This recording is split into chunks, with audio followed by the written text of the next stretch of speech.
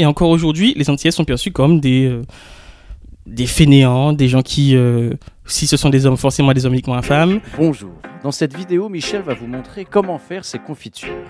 C'est sa toute première fois. Vous savez, c'est une des nombreuses manières d'essayer de comprendre l'homme. Je comprends mieux. Salut à tous et bienvenue dans ce nouvel épisode de La Culture, la Confiture. Et aujourd'hui, on va parler humour et représentation. L'idée de cet épisode-là me vient d'un documentaire réalisé sur Apu, le mec indien qu'il y a dans les Simpsons. Et en fait, ce documentaire qui a été réalisé par Hari Kondabolu, je n'écorche pas son nom, et un humoriste indien américain. I hate Apu. And because of that, I dislike The Simpsons. The whole series. Yeah. I love The Simpsons because You hate yourself. my name is Hari Kondabolu. I've had a great career filled with laughter, critical acclaim. I should be completely happy, but there's still one man who haunts me. Apu Nahasapima Pedalon. Please pay for your purchases and get out and come again. Ce qui est bien avec ce documentaire, c'est qu'on parle d'un truc qu'on appréciait tous, mais qui a fait énormément de mal à la communauté indienne aux États-Unis. Parce que pendant très longtemps, Apu a été la seule représentation indienne qui existait dans la pop culture américaine. You know that a white guy does the voice? A white guy doing an impression of a white guy making fun of my father. How do you feel about that? Oh, I'm making a movie about how much I dislike it. Si on essaye de rapprocher ça de notre réalité, ça m'a fait penser à un mec qui, en France, a représenté pendant très longtemps une communauté, et pas forcément dans ses meilleurs aspects, c'est Pascal Légitimus. Nous avons le fameux chronopost que tout le monde connaît. C'est le maximum dans la rapidité du plus pressé. Mais là, je ne veux pas le faire. Je n'ai pas la compétence. C'était à 2 minutes, je passe la commande.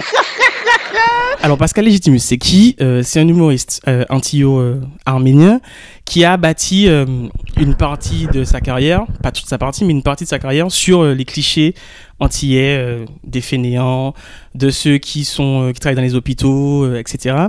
Et qui ont un fort accent, qui est devenu limite l'accent Légitimus, parce que bon, c'est pas exactement l'accent antillais, enfin que je sache. Bonjour Madame Chanty. On a appris pour votre mari, hein? Il n'y a pas vraiment d'accent antillais, les Martiniquais ont un accent, les Guadeloupéens ont un accent, les Guyanais aussi, bref.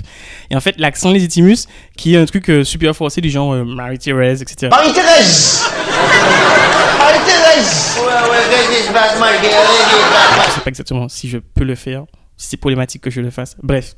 Et du coup, pendant très longtemps, Pascal Légitimus, au-delà de ce qu'il a pu faire avec les Inconnus, a été, même dans les Inconnus, la seule image antillaise qui existait dans la culture populaire française. Bon, il y avait d'autres trucs d'autres antillais, dont, je sais pas, Aimé Césaire par exemple et tout, mais dans la culture populaire française, c'était le symbole de l'antillais.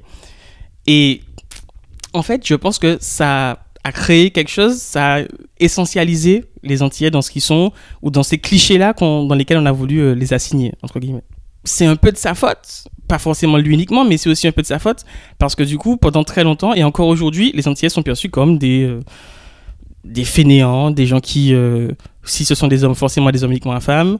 Et c'est intéressant de s'interroger sur la représentation, en fait, parce que du coup, vu qu'il n'y avait rien d'autre que lui, ça a un peu essentialisé les Antillais dans ça. Donc en fait, cette exagération d'un trait unique, d'un trait ou de cliché qui est peut-être existé, mais bon, cette exagération de cliché, je suis pas sûr qu'ils existaient, parce que bon, on parle des gens qui sont partis pour le Bumidum, donc des gens qui sont allés travailler à 6000 km de chez eux, qui ont bossé comme des malades, qui ont géré la PHP, les transports, la poste, etc. Mais bon, bref, ces clichés-là ont fait qu'on nous a essentialisés comme étant ces personnes-là, et c'est aussi un peu en partie à cause de ce que Pascal Légitimus a pu défendre, quoi. Disons que le vrai problème, c'est pas qu'il se moque, ou qu'il se moque de nous, qu'il se moque de nous-mêmes, puisque bon, il est anti-arménien, quoi qu'on peut encore débattre ça, mais le vrai problème, c'est que c'est la seule image que beaucoup de personnes ont eu de nous. Du coup, ce qui fait que, même si d'autres Antillais sont arrivés ou ont vécu en France, ils étaient toujours essentialisés dans, ben forcément vous êtes des fainéants, forcément vous allez être différents, forcément dès qu'on te parle c'est Marie-Thérèse, etc. Là où ça pose problème encore aujourd'hui, c'est qu'un mec comme Thomas N'Djidjol ou encore Fary, Thomas N'Djidjol avec son sketch sur Al-Qaïda Dom Tom. Joël, on va peut-être y aller parce que la bombe va nous péter à la gueule, hein. Attends un peu quand même, hein. Joël, on va prendre un petit ponce coco. Bonne idée, frère. Et Fary, plus récemment, quand il parle des Antillais qui seraient pas vraiment concernés par les questions d'esclavage, en rigolant, en disant qu'on est un peu fainéant, etc. Et ils se disent, ah, peut-être ça peut revenir. Frère, on va aller doucement. Regarde ce qui se passe en Libye. Calme-toi, frère.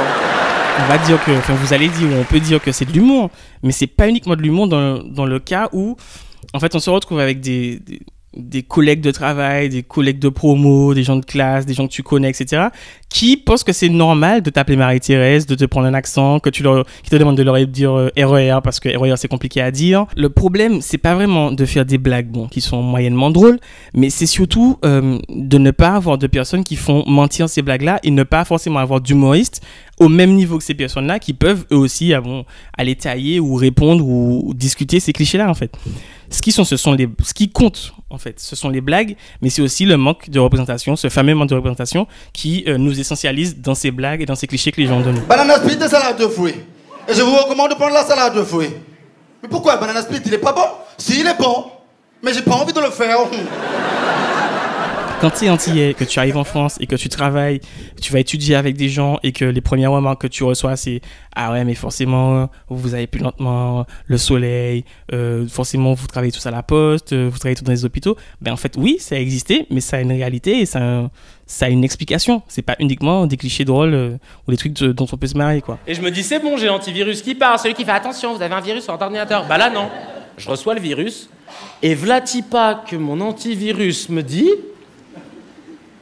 L'antivirus est ouvert de 8h30 à 12h40. Ce qu'on peut dire en fait, c'est que l'humour, surtout quand il est reconnu, peut avoir une grande influence, mine de rien. Il ne faut pas nier ça, on ne peut pas nier le fait que l'humour, ça peut avoir une influence sur les gens et sur la façon dont ils perçoivent d'autres personnes, surtout quand c'est le seul biais par lequel ils peuvent percevoir des gens. Et il faut être conscient de ça, même si on peut rire de tout. Voilà. Et ça concerne tout le monde, ça concerne pas uniquement les Antillais. Là, la question, elle est sur les Antillais, mais ça concerne aussi d'autres communautés, comme on a pu le voir avec l'humour sur les Asiatiques et Gad Elmaleh et Kev Adams. Bonjour, grand maître, et bienvenue dans ce temple où vous allez m'apprendre tout ce que je dois savoir. Parce que voilà, ça fonctionne pas, parce qu'on se moque d'une communauté uniquement dans une cliché et des gens qui peuvent pas forcément souvent répondre et qui du coup répondent aujourd'hui et ça choque tout le monde, genre ouais, non, mais on rigolait, enfin je savais pas que c'était un problème. Ben en fait, oui, c'est un problème et maintenant on peut le dire et on vous le dit. Arrêtez de nous essentialiser comme ça. La grosse banane et les deux kiwis. Wouh! Il est gentil, il est beau, c'est Bikinono. Il est beau, les Antilles, c'est leur chéri. À l'espace culturel émissier Zière, son commercial Marie Galante, rue Eusèbe, Coco Lafleur, à Pointe-à-Pitre.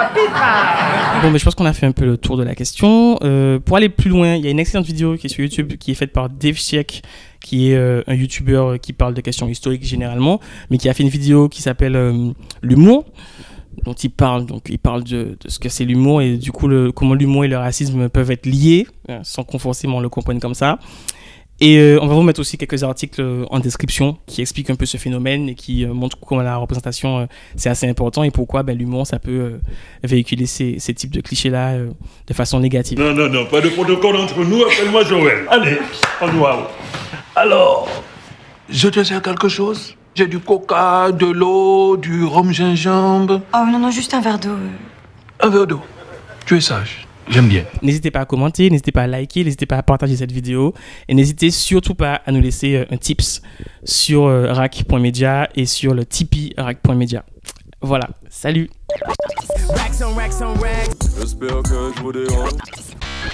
Si vous avez aimé ce programme, n'hésitez pas à nous laisser un petit pourboire juste ici, sur Tipeee.